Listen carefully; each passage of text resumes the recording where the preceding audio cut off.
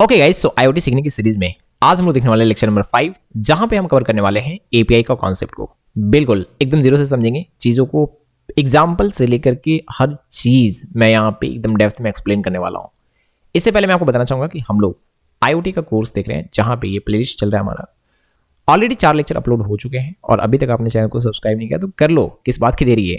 अगर आप चैनल को सब्सक्राइब करोगे तो कोई वीडियो आपसे मिस नहीं होगा। Okay fine. इस प्लेलिस्ट में हम लोग बहुत सारे प्रोजेक्ट करने वाले हैं, ESP32 टू ESP8266 और बहुत सारे सेंसर रिलेटेड।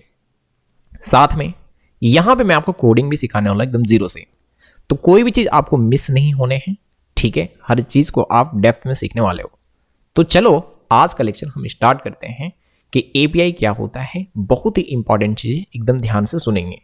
क्या आपने कभी ये चीज गौर किया है कि ये मेरा फोन है, ओके, मैंने एक साइट ओपन किया, हाँ बिल्कुल IRCTC का एक एप्लीकेशन या ऐसा कुछ है, आपको पता है, जहां पे मैं रेलवे का टिकट बुक करने जा रहा हूं। बात को समझोगे, मैं अपने फ़ोन से, हाँ मैं अपने फ़ोन से एक टिकट बुक कर दिया। सबसे पहले तो मेरे फ़ोन में दिख रहा होगा कि कितना अवेलेबल सीट है। जैसे मैं एक टिकट बुक कर देता हूं, हाँ जैसे मैं एक टिकट बुक कर देता हूं, मेरे को या मेरा दोस्त अगर फ़ोन लेकर के बैठा हुआ है, तो अगर वो ये सेम एप्लीकेशन ओपन करता है, सेम साइट ओपन करता है, तो वहां पे उसको एक सीट कम दिखने लग जाता है। बिल्कुल। और फिर अगर यहां से ये बुक कर दिया वापस से, बात को समझोगे, यहां से अगर ये बुक कर दिया फिर से, तो किसी और को एक सीट कम दिखने लगता है। बात को आप समझो बहुत ही अच्छे तरीके से। तो क्या हो रहा है आखिर, कहां पे जा रहा है ये डेटा, और कहां से डेटा फिर आ भी रहा है। हाँ, जब आपने टिकट बुक करा तो वो कहाँ पे गया, हम इस फोन से भी कर पा रहे हैं, इस फोन से भी कर पा रहे हैं, और कई जगहों पे कर पा रहे हैं। अब ये तो एक प्लेटफॉर्म हुआ, हो सकता है कोई और, जैसे मैं एक अपना खुद का साइट बना लूं और उस साइट में भी ये फीचर्स में डाल दूं कि आप रेलवे टिकट बुक कर सकते हो। तो अगर आप यहां से भी बुक कर पा रहे हो, हाँ आप यहां से भी बुक कर रहे हो, तो भी बुक हो जा रहे हैं। और अगर आपने यहां से एक टिकट बुक कर दिया तो फिर इसको एक टिकट फिर से कम दिखने लगे हैं। आखिर ये डेटा कहां से आ जा रहा है, किस तरीके से चीजें मैनेज किए जा रहे हैं। बात समझाने की बोल रहा हूं। जब आपने टिकट यहां से बुक करा, ये दूसरा एप्लीकेशन है, ये दूसरा एप्लीकेशन है, ये कोई साइट है, बट जो डेटा डिस्प्ले हो रहे हैं, कितने अवेलेबल सीट हैं, अवेलेबल टिकट कितने हैं, सब सेम दिख रहे हैं। बात समझ क्या। और किसी एक से आप बुक कर दे रहे हो तो फिर इन सब में भी रिफ्रेश कर रहे हो तो अपडेट हो जा रहे हैं। ये गेम क्या चल रहा है, कैसे काम कर रही है ये चीजें। या फिर मैं एक एग्जांपल और देता हूं कि ये हमारा फोन है, ठीक है, हमारा ये फोन है, इसमें मेरा एक एप्लीकेशन है, अलग अलग बटन है। जब मैं इन बटन को क्लिक कर रहा हूं तो हमारा ये जो ESP8266 या ESP32 जो भी है बोर्ड, ठीक है, बोर्ड है, इसमें चीजें कैसे कंट्रोल हो रहे हैं। हाँ, ये कैसे कंट्रोल हो रहा है चीजें, बात को समझो। और फिर यहां से भी अगर हम, ये जो हमारा बोर्ड है, ठीक है, इस बोर्ड से भी अगर हम चीजें मैनुअली भी अगर कुछ करते हैं तो फिर ये ऐप में डेटा कैसे कंट्रोल हो रहा है। या फिर मेरा ये एप्लीकेशन, हाँ ये एप्लीकेशन, और एक मेरा मान लो कि लैपटॉप में भी एक डेस्कटॉप ऐप ओपन है। मैं ब्लिंक की बात कर लेता हूं। चलो, ब्लिंक के बारे में अगर पता है, नहीं पता तो छोड़ दो, बस समझ लो कि वो एक एप्लीकेशन है जो कि फ़ोन में भी इंस्टॉल हो सकता है, डेस्कटॉप में भी, वेब में भी, ब्राउज़र में भी, ठीक है। और ये हमारा ESP8266 का बोर्ड है मान लो। तो मैं अगर यहाँ से बटन क्लिक करूँ ना, तो यहाँ पे भी बटन, वो जो टॉगल बटन होगा वो आपको टॉगल ऑन दिखेगा, और यहाँ पे भी ऑन हो जाता है, और यहाँ पे लाइट वाइट जो भी होगा वो ऑन हो जाएगा। अगर यहाँ से मैं ऑफ कर दूँ तो यहाँ पे भी आपको जो टॉगल होगा वो ऑफ दिखेगा। यहाँ पे भी टॉगल मतलब वो जो होता है ना, ऐसे करके आपने देखा होगा, ठीक है, हाँ एग्जैक्टली। जब आप इसको क्लिक करते हो तो ये इधर आ जाता है। ऐसा कुछ चीज़ें आपको समझ में आ रहे होंगे। तो आप एक जगह से छेड़ रहे हो तो सब जगह अपडेट हो रहा है। हाँ, बात को समझो। हाँ, ये बोर्ड में भी हो रहा है, और ये बोर्ड से मान लो कि कुछ होगा, सेंसर वेंसर ऐसा कुछ, ये वैल्यू सेंस कर रहा होगा। यहाँ पे भी डेटा दिख रहा है, यहाँ पे भी दिख रहा है, यहाँ पे भी दिख रहा है। यार ये सारा का सारा चीज़ कैसे होता है, ये सारा बात अगर समझना है ना आपको, तो आपको समझना पड़ेगा कि एपीआई क्या चीज़ है, कैसे ही काम करता है। तो बिना देर की हम वो समझते हैं। तो बेसिकली होता क्या है मैं आपको समझा रहा हूँ, देखो ध्यान से। हमारे पास ना एक सर्वर होता है। सर्वर मीन्स एक कंप्यूटर जो कि आप देख नहीं पा रहे हो, ठीक है, बट कहीं पे है। आप ध्यान से सुनोगे। सर्वर मीन्स एक कंप्यूटर, आप भले इसको देख नहीं पा रहे हो बट है कहीं ना कहीं ये। ओके फाइन, इस बात को ध्यान रखोगे। अब इसके अंदर में दो चीज़ें होते हैं। एक होता है प्रोग्रामिंग लैंग्वेज काम कर रहा होता है। प्रोग्रामिंग लैंग्वेज कोई सा भी हो सकता है, डिपेंड करता है कि लोग जो इस पे काम कर रहे हैं वो कौन सा लैंग्वेज जान रहे हैं, किस में वो एक्सपर्टाइज नॉलेज रखते हैं। हाँ, जिसमें भी वो एक्सपर्ट होंगे उस लैंग्वेज पे वो यहाँ पे काम कर रहे हैं। सर्वर साइड में ये सर्वर है, ओके, सर्वर भी कंप्यूटर। तो मान लो कि मैं पाइथन या कोई भी लैंग्वेज से मैं यहाँ पे काम कर रहा हूँ। तो बेसिकली यहाँ पे एक प्रोग्रामिंग लैंग्वेज होता है, मैं बताऊंगा इसका काम क्या है। और साथ में, हाँ, साथ में एक डेटाबेस होता है। क्या होता है? एक डेटाबेस। बात को समझना है, ठीक है। वेल, ये प्रोग्रामिंग लैंग्वेज में ना लिखा हुआ रहता है कि कब क्या रिक्वेस्ट आ रहा होगा, सर्वर को रिक्वेस्ट किए जाएंगे, ठीक है, अलग अलग कंप्यूटर से। जैसे मान लो कि ये यूज़र का कोई एक फ़ोन है, मान लो हमारा फ़ोन किसी का भी, और इससे सर्वर को रिक्वेस्ट किया जाएगा किसी काम के लिए। तो ये रिक्वेस्ट को हैंडल करेगा ये प्रोग्रामिंग लैंग्वेज, कि क्या रिक्वेस्ट आ रहा होगा तो क्या काम करने हैं। समझ में आ रहा है मैं क्या बोल रहा हूँ? बिल्कुल। तो होगा ये कि जैसे मान लो कि मैं रेलवे टिकट का बात कर रहा था। तो टिकट बुक करने जब गया, देखो ध्यान से सुनना। हाँ, सबसे पहले तो बात ये है, हाँ चलो, टिकट बुक करने गया जब, तो टिकट बुक करने गया तो उसको एक फॉर्म दिखा, सारा डिटेल डाला, पेमेंट करा। टिकट जब वो बुक करा तो हुआ ये कि इसका डेटा जो है वो सर्वर को गया, ठीक। इसका डेटा जो है वो कहाँ गया? सर्वर को।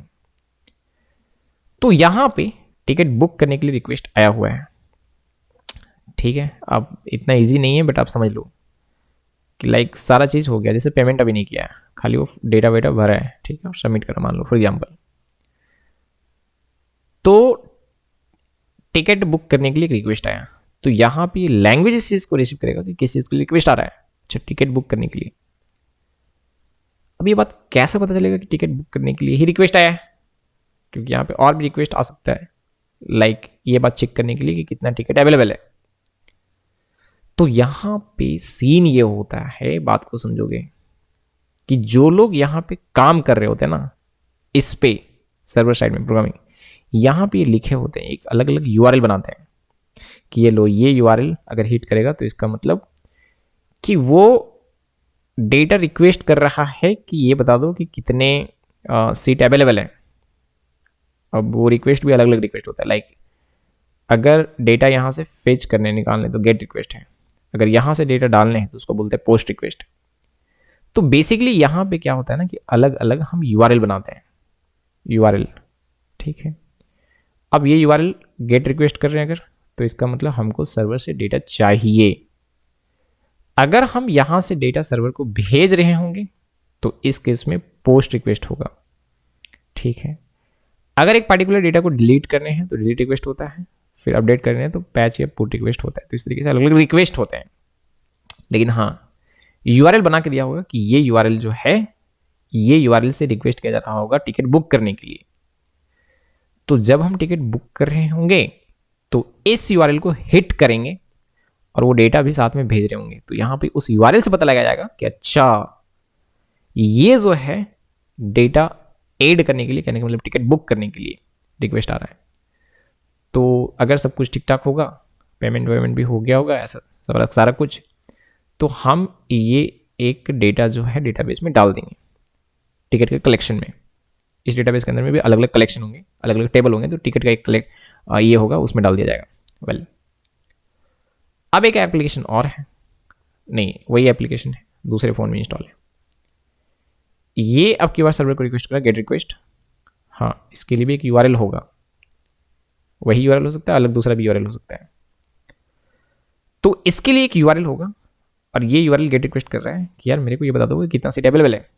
तो ये प्रोग्रामिंग लैंग्वेज जो है ये डेटाबेस में जाकर के गिनेगा, हाँ कितने हैं, और फिर उसके बाद एज ए रिस्पॉन्स इसको दे देगा कि ये लो 700 सीट अवेलेबल है बांसवाड़ा में क्या बोल रहा हूँ एग्जैक्टली, और फिर उसको देखने लगेगा कितना सीट अवेलेबल है, फिर यहाँ से भी बुक कर सकता है, तो फिर वही डेटा जाएगा इधर, फिर वहाँ पे डेटा डाल देगा, ऐसे कुछ करके।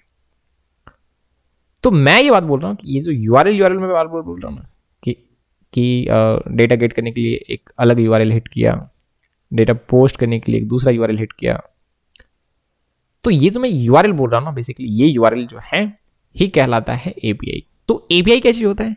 एपीआई एक ऐसा चीज होता है जो कि आप कह सकते हो कि एक डिवाइस, एक एप्लीकेशन बोलो, डिवाइस नहीं एप्लीकेशन, एक एप्लीकेशन दूसरे एप्लीकेशन, ये सर्वर साइड एप्लीकेशन, ठीक है, अब ऐसे समझ लो, इसको प्रॉपर एप्लीकेशन नहीं बोलो, राइट। या कह सकते हो कि हमारा जो फ्रंट एंड होता है वो बैक एंड से कम्युनिकेट करने में हेल्प कर रहा होता है, सर्वर साइड से कम्युनिकेट कर रहा होता है क्लाइंट, किसके मदद से?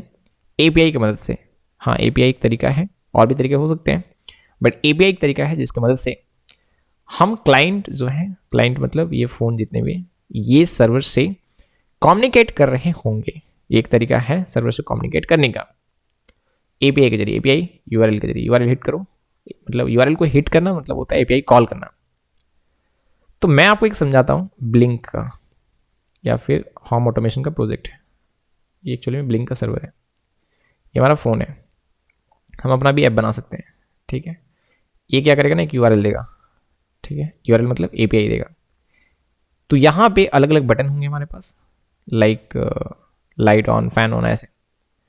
इसको जब क्लिक करेंगे तो एक एपीआई कॉल होता है, एपीआई कॉल होना मतलब एक यूआरएल हिट होना। यूआरएल यहाँ पे ये लोग ब्लिंक वाले ने बना के हमें दिया होगा, हाँ ब्लिंक वालों ने हमें बना के दिया होगा, तो उस यूआरएल से हिट करना है। तो समझ में आने का कि अच्छा ये क्या कर रहा है, लाइट ऑन करने का ये बोल रहा है, तो एक पार्टिकुलर वैल्यू को अपडेट किया जाएगा यहाँ पे ब्लिंक में, ओके। और फिर ब्लिंक से कनेक्ट होगा हमारा नोड MCU ESP8266 जो भी बोल रहे हो, यहाँ पे फेच कर लेगा अगर ये वैल्यू अपडेट हुआ है, यहाँ पे समझ आ रहा है क्या, यहाँ सर्वर है, डेटाबेस है, ये सब है। तो यहाँ से रिक्वेस्ट किया, ठीक है, कोई अपडेट अगर है तो, हाँ अपडेट हो चुका है, और पता लगा कि यहाँ पे लाइट ऑन करने का ये है, तो यहाँ पे बोलेगा अच्छा लाइट ऑन करने का ये है, तो यहाँ पे एक रील लगा होगा और उसको ऑन कर देगा, तो लाइट ऑन हो जाएगा। इस तरीके से चीज़ें काम करते हैं। हो सकता है यहाँ पे एक सेंसर होगा, तो सेंसर से वैल्यू सेंस करेगा, फिर ये रिक्वेस्ट करेगा इसको, एक एपीआई उसके लिए भी होगा, ठीक है, एपीआई कॉल करेगा और फिर डेटा भेज देगा यहाँ पे। एपीआई कॉल करना मतलब यूआरएल हिट करना, एक यूआरएल होगा ना उसको हिट करेगा, हाँ ये भी करेगा, ठीक है, ये भी ये काम कर रहा होगा। ये जो बोर्ड है हम प्रोग्राम लिखेंगे इसको कि ये एपीआई कॉल करो, सेंसर वैल्यू अगर ये रीड होता है तो सेंसर वैल्यू अगर इतना होगा तो एपीआई कॉल करो और डेटा यहाँ पे भेज दो, फिर डेटा यहाँ पे आएगा, डेटा अपडेट होगा, फिर ये एपीआई कॉल कर रहा होगा उसी डेटा को गेट करने के लिए, तो फिर यहाँ पे वो डेटा दिख रहा होगा कि सेंसर वैल्यू क्या था उसमें, ठीक है, बात समझ में आ रहा होगा। तो यार चीज़ें ऐसे काम करते हैं।